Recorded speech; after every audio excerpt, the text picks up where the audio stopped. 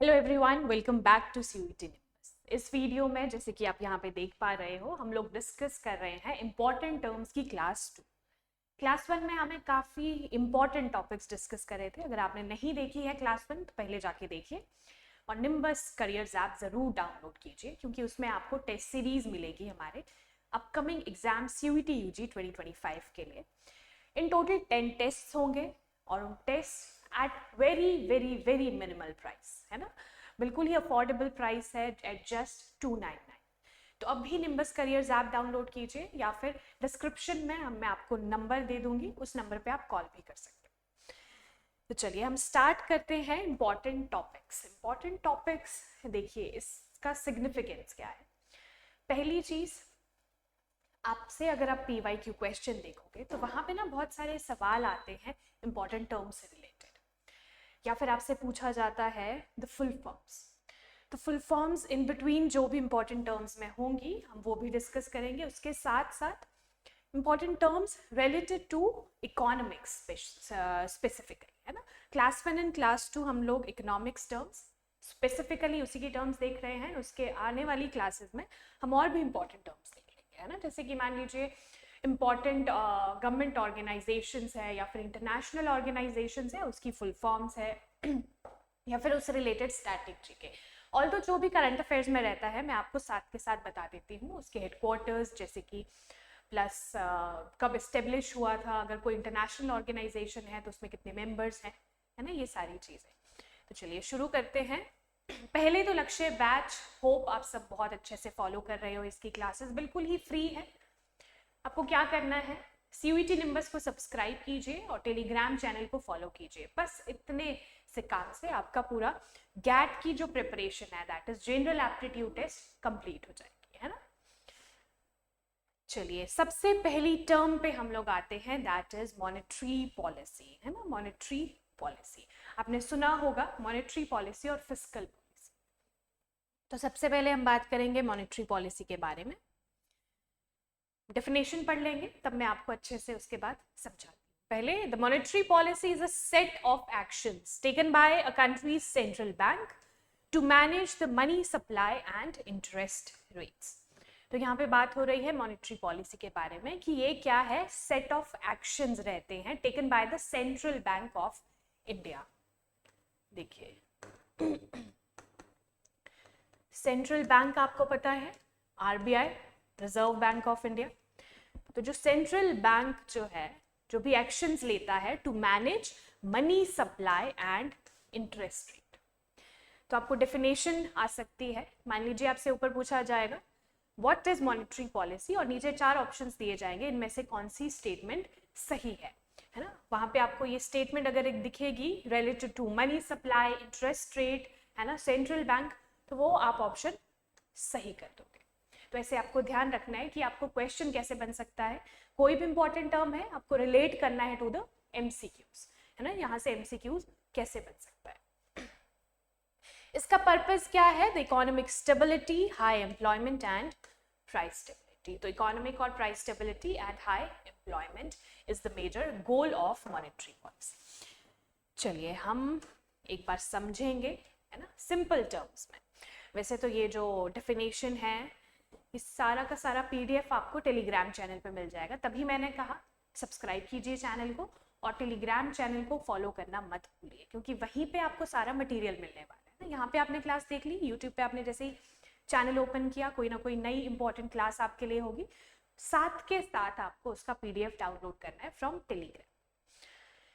चलिए, तो monetary policy basically क्या करता है, money supply, related to money supply, ये चीज आप ध्यान रखोगे। इकोनॉमी में जो मनी रहता है, मनी, उसको मैनेज करना किसके अंडर आता है, मॉनेटरी पॉलिसी के अंदर। और ये करता कौन है, RBI। Money supply and the interest rate.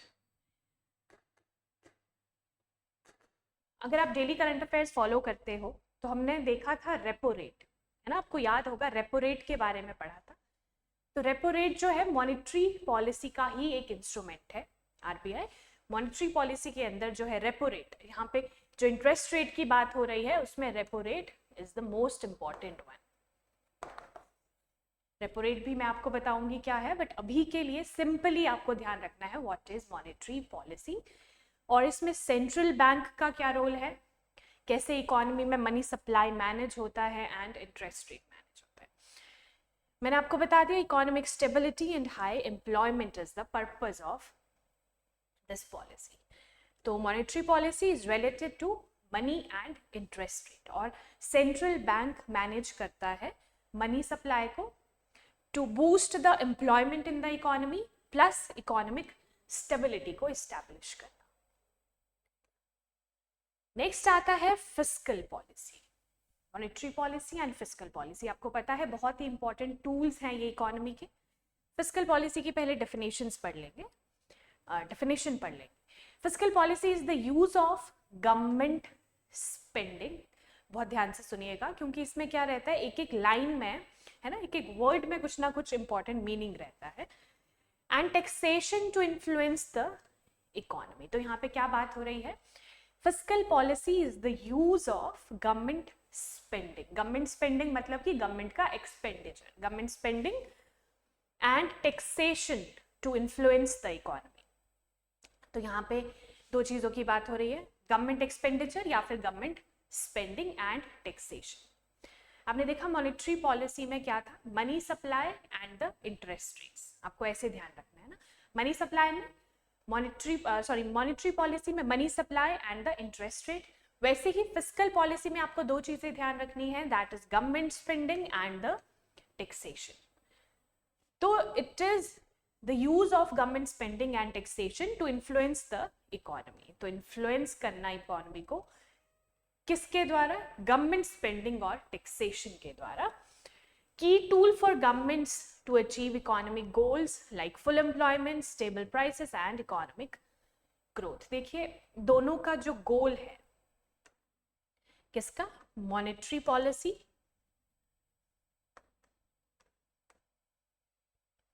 And fiscal policy, दोनों का गोल इज सिमिलर है ना, दोनों का गोल इज सिमिलर। जैसे कि आप देख रहे हो फुल एम्प्लॉयमेंट या फिर एम्प्लॉयमेंट में बढ़ोतरी, stable prices in the economy and economic growth. Monetary policy के दो टूल्स आप ध्यान रखोगे कौन कौन से, मनी सप्लाई, मतलब मॉनेटरी पॉलिसी के अंदर क्या क्या मैनेज किया जाता है, so money supply and interest rate. ये कीवर्ड्स हैं, एक बार आप अच्छे से ध्यान रख लोगे हमेशा के लिए ध्यान रख जाएगा, money supply and interest rates. और अगर हम फिस्कल पॉलिसी की बात करते हैं तो गवर्नमेंट स्पेंडिंग या फिर गवर्नमेंट एक्सपेंडिचर। गवर्नमेंट स्पेंडिंग के साथ साथ दूसरी चीज जो आती है दैट इज टैक्सेशन, जो भी टैक्स आप पे करते हो। हम टैक्सेस के बारे में भी पढ़ेंगे, ये भी इंपॉर्टेंट टर्म्स में ही आ जाएगा। तो government spending and taxation under fiscal policy, और मॉनेटरी पॉलिसी के अंदर money supply and interest rate. ऐसे ध्यान रखिएगा, कीवर्ड्स ध्यान रखिएगा, पूरी स्टोरी याद रखना इज नॉट इम्पॉर्टेंट, उसका मीनिंग क्या है वो याद होना चाहिए, ताकि जब आपके सामने अलग अलग ऑप्शंस हो आप उसमें कंफ्यूज ना हो, आपको सही चीज पता हो, है ना। चलिए, trade barriers and tariffs. Tariffs क्या होते हैं, ट्रेड बैरियर्स क्या होते हैं, डेफिनेशन पढ़ लेंगे। Trade barriers and tariffs are restrictions on international trade with tariffs being taxes on imported goods। तो ट्रेड बैरियर्स और टेरिफ क्या है, tariff is itself a trade barrier. Trade barrier क्या होता है, दो देशों के बीच में, मान लीजिए ये एक देश है ना, हाइपोथेटिकल एग्जाम्पल है ना, ये दूसरा देश है, तो ये आपस में क्या कर रहा है, व्यापार कर रहा है, जिसमें कि गुड्स और सर्विसेज जो है वो एक्सचेंज कर रहा है।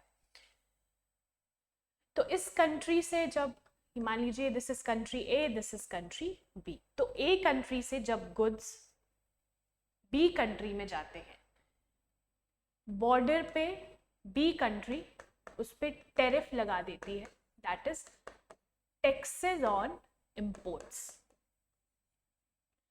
ध्यान रखेंगे, tariff is itself a trade barrier. Trade barrier मतलब जो दो देशों के बीच का ट्रेड है उसमें एक बैरियर लगना, दैट इज टेरिफ, है ना। टैक्सेस ऑन इंपोर्ट्स, इसको टेरिफ हम कहेंगे। और टेरिफ का रीजन क्या रहता है, पहले तो जो उसका डोमेस्टिक गुड्स हैं उसको हार्म ना हो, है ना। डोमेस्टिक गुड्स को सेव करने के लिए कोई भी कंट्री दूसरे कंट्री से आने वाले गुड्स पे टेरिफ लगाती है, टैक्स लगाती है उसके इंपोर्ट्स पे। तो दीज आर द टेरिफ्स, मैंने आपको बता दिया और रीजन क्या है टेरिफ्स के पीछे। And trade barriers can take various forms including tariffs, quotas, subsidies and import bans designed to protect domestic industries. देखिए यहाँ पे भी बहुत ही क्लियर शब्दों में कहा है, डोमेस्टिक इंडस्ट्रीज का आप ध्यान रखोगे, डोमेस्टिक गुड्स का ध्यान रखोगे। डोमेस्टिक क्या है, जो खुद अपनी कंट्री में बन रही है, those things are, those goods are domestic goods। उसके साथ साथ ट्रेड बैरियर्स जो है वो अलग अलग फॉर्म में हो सकता है, जैसे कि वन फॉर्म इज टेरिफ, और क्या है कोटाज। कोटाज मतलब कि एक पर्टिकुलर अमाउंट पे सेट कर दिया जाएगा कि इसके ज्यादा, मान लीजिए 100, बिल्कुल ये हाइपोथेटिकल एग्जांपल है, 100 किलोग्राम्स ऑफ अ गुड, ठीक है। 100 किलोग्राम्स ऑफ गुड अगर इतना आ गया हमारी कंट्री पे किसी और देश से, तो बस उस पर कोटा लग गया कितने का, 100 किलोग्राम का, तो उससे ज्यादा नहीं इंपोर्ट कर पाएगी एक particular country. So that is quotas. Subsidies आएगी and the import bans. Import bans और टेरिफ सेम ही है, डोमेस्टिक इंडस्ट्रीज का लॉस ना हो इसकी वजह से, तो इसीलिए ट्रेड बैरियर्स और टेरिफ लगाए जाते हैं। आपको ध्यान रखना है ट्रेड बैरियर्स एंड टेरिफ। चलिए आपसे बहुत ही सिंपल यहाँ पे मैं एक सवाल पूछती हूँ, आपको बताना है मैक्सिमम नंबर या फिर मैक्सिमम अमाउंट का जो ट्रेड है वो किस मोड में होता है, आपको मोड बताना है, ठीक है, कि जो ट्रेड होता है किन्हीं दो देशों के बीच में या फिर मल्टीपल देशों के बीच में, वो किस मोड में होता है। मोड का मतलब है एयरवेज, वाटरवेज और लैंड, थ्रू लैंड, है ना, ये सारी चीजें। तो आपको बताना है कमेंट सेक्शन में कि जो ट्रेड है, मैक्सिमम ट्रेड, वो किस मोड में होता है। बहुत ही इजी क्वेश्चन है, अगर आपको नहीं पता है, वैसे तो आप अगर इस पिक्चर को अच्छे से देखोगे यहाँ से भी आपको पता चल जाएगा, बट स्टिल आपको क्या करना है, आपको कमेंट सेक्शन में ज़रूर बताना है, भले ही गूगल करना पड़ जाए, है ना, it will just take 2 minutes of yours, तो आपको पता भी चल जाएगा कि जो ट्रेड है कंट्रीज के बीच में पूरे वर्ल्ड में या फिर पूरे अर्थ पे आप कह सकते हो, वो किस मोड में होता है। Next is depreciation. डिप्रिसिएशन की बात यहाँ पे हो रही है। सो व्हाट इज डिप्रिसिएशन, शायद आपने ये टर्म पहले सुनी हो, शायद ना भी सुनी हो, पर अभी आपको ये पूरी टर्म क्लियर हो जाएगी कि व्हाट इज डिप्रिसिएशन। तो depreciation is thus the decrease in the value of assets and the method used to reallocate or write down the cost of tangible asset such as equipment or its useful life span। देखिए जो ये definition रहती है, इसको याद करना is not important, इसको समझना is important, है ना। जैसे मैंने पूरी ये डेफिनेशन आपके सामने अभी पढ़ी, तो जिसे नहीं पता है व्हाट इज डिप्रिसिएशन, उसे नहीं समझ आई होगी, नो फॉर श्योर। इसका मीनिंग आपको अच्छे से समझना है, मैं आपको बताती हूँ। देखिए क्या है, decrease in the value of assets. कोई भी एसेट है, सिंपल एग्जांपल से हम लोग देखते हैं यहाँ पे दिस पिक्चर, मान लीजिए दिस इज योर गाड़ी, ठीक है, ये आपकी गाड़ी है और ये आपके लिए एक एसेट भी हो सकता है ना, एक एसेट है। तो इस एसेट का इसकी वैल्यू का डिक्रीज होना with time, value decrease with time, time के साथ जो वैल्यू डिक्रीज होती है, एक पर्टिकुलर अमाउंट पे आपने गाड़ी खरीदी, मान लीजिए आपने 9 लाख स्पेंड करे एक गाड़ी पे, ठीक है, 9 लाख की आपने गाड़ी खरीदी। फिर क्या होता है, आप आफ्टर 6 months आपको लगता है कि मुझे एक और गाड़ी, मतलब मुझे कोई दूसरी गाड़ी खरीदनी है, ये मुझे नहीं चाहिए, इसको आप सेल आउट करना चाहते हो। सो इसकी वैल्यू में मान लीजिए अब आप सोच रहे हो इसको सेल करना, तो ये 9 लाख पे तो नहीं बिकेगी, है ना। क्या, क्योंकि क्या होगा इस 6 मंथ में इसकी वैल्यू में एक डिप्रिसिएशन आएगा, वैल्यू डिक्रीज हुई होगी। So this decrease in the value is depreciation. अब ये कितने की बिकेगी, मान लीजिए 6 लाख पे कोई लेने को तैयार हो गया। सो विद इन 6 मंथ्स आपने इतनी यूज भी नहीं करी है ना, लेकिन ये जो टाइम स्पैन है, इस टाइम में जो वैल्यू इसकी डिक्रीज हुई, दैट इज द डिप्रिसिएशन। कोई भी टर्म रहती है, आपको इजी वे में कैसे समझ आए वो हम लोग पूरा ध्यान रखते हैं। तो आपको क्या करना है, अच्छे से सुनना है, एग्जाम्पल्स को अच्छे से समझना है, ताकि वो हमेशा के लिए याद रह जाए। मान लीजिए आपने कोई कंप्यूटर खरीदा है ना, कोई कंप्यूटर आपने खरीदा है, तो वो आपके लिए एक एसेट ही है, कुछ ना कुछ आप उस पर काम कर रहे हो, है ना। लेकिन क्या हो गया विद टाइम, अब क्या हो गया, उसका माउस खराब हो गया, कुछ महीनों बाद उसका माउस खराब हो गया, तो आपको नया माउस परचेज करना पड़ गया। तो उसकी जो वैल्यू है वो कम हो गई। कम कैसे हो गई, wear and tear of the asset, उसकी कुछ इक्विपमेंट्स है जो कि खराब हो गए। सो दैट इज द डिप्रिसिएशन।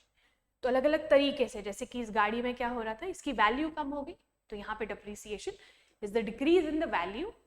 अगर हम कंप्यूटर की बात कर रहे हैं, जैसे कि माउस अगर किसी कंप्यूटर का खराब हो गया, तो that is the wear and tear, कि मतलब कोई चीज इसकी खराब हो गई, फिर आपको फिर से री इन्वेस्ट करना पड़ गया है, फिर से माउस खरीदने के लिए पैसे तो लगेंगे। तो दैट इज, जैसे यहाँ पे री एलोकेट है ना, यूज टू री एलोकेट, फिर से री एलोकेट करना पड़ गया। और इसके साथ साथ टेंजिबल, यहाँ पे एक वर्ड यूज हुआ है। टेंजिबल क्या होता है, tangible and non tangible. Tangible items कौन सी रहेगी, जिसे आप टच कर सको, है ना, जिसे आप टच कर सको, जैसे कि दिस गाड़ी। और नॉन टेंजिबल एसेट्स जिसे आप टच नहीं कर सकते, जैसे कि कोई बॉन्ड, है ना। बॉन्ड का क्या एसेट है, देखिए बॉन्ड एक जस्ट पेपर है, वो टेंजिबल नहीं है, बिकॉज आप वो देख नहीं पा रहे, उसकी जो वैल्यू है, ठीक है, वो बॉन्ड पे लिखी है कि इतने इतने का ये बॉन्ड है, मान लीजिए 1 लाख का कोई एक बॉन्ड है, या फिर गोल्ड बॉन्ड्स आप कह सकते हो। तो ये tangible and non tangible. Tangible which you can touch, है ना, जिस भी चीज को आप टच कर सकते हो, that is tangible, and non tangible which you can not touch. तो अच्छे से आपको डिप्रिसिएशन समझ आ गया होगा, आई होप सो। अब आता है आज की last term, that is economic stagnation. Economic stagnation, देखिए हम लोग क्या करते हैं अलग अलग क्लासेस में, कुछ टर्म्स हम लोग डिस्कस करते हैं ताकि आपके एग्जाम में वो यूजफुल रहे। ये जो टर्म्स हैं ये आपको वैसे नहीं समझ में आएंगे, है ना। अगर आप खुद पढ़ने लगोगे, जैसे मान लीजिए अभी आप ये पढ़ लो, आपको कुछ भी नहीं समझ आएगा if you are not from the economic background. अगर आपका इकोनॉमिक्स बैकग्राउंड नहीं है, या फिर कभी भी आपने इकोनॉमिक्स नहीं पढ़ी, तो ये कुछ ऐसी टर्म्स रहती हैं जो ऐसे नहीं समझ आ सकती। इसीलिए मैं बोल रही हूँ, जब मैं यहाँ पे समझा रही हूँ, साथ के साथ इसे अच्छे से समझ लो। अगर आप अच्छे से एक बार आपने समझ लिया, उसके बाद आपको क्या करना है, टेलीग्राम से PDF डाउनलोड किया, जैसे ही PDF आपने डाउनलोड कर लिया, एक बार फिर रिवाइज कर लो कि अच्छा आपने क्या पढ़ा। इन केस आपको कुछ नहीं समझ आता है तो आपको कमेंट सेक्शन में ज़रूर बताना है, ताकि हम लोग आपकी हेल्प कर सकें।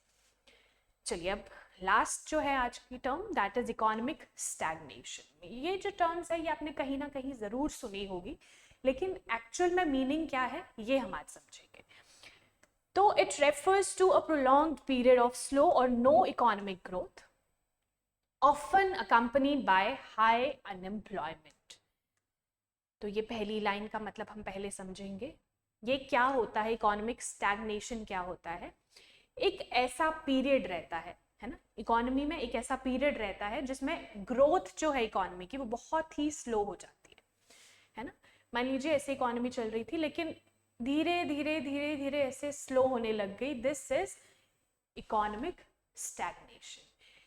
और स्टैग्नेशन में एक अलग चीज होगी, हाई अनएम्प्लॉयमेंट। अनएम्प्लॉयमेंट भी है और इकोनॉमिक ग्रोथ भी कम हो रही है।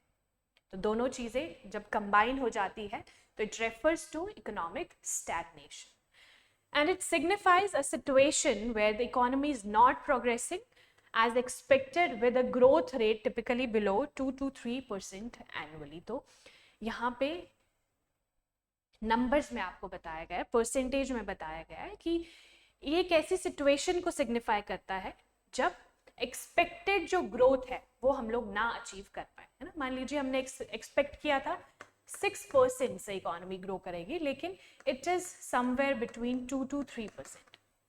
सो this what does it signify? It signifies slow economic growth with high unemployment. तो high unemployment plus slow economic growth या फिर नो इकोनॉमिक ग्रोथ, ठीक है। तो इकोनॉमिक स्टैग्नेशन में आपको दो चीजें ध्यान रखनी है, that is slow economic growth, या फिर आप वेरी स्लो भी लिख सकते हैं ना, too slow, plus high unemployment.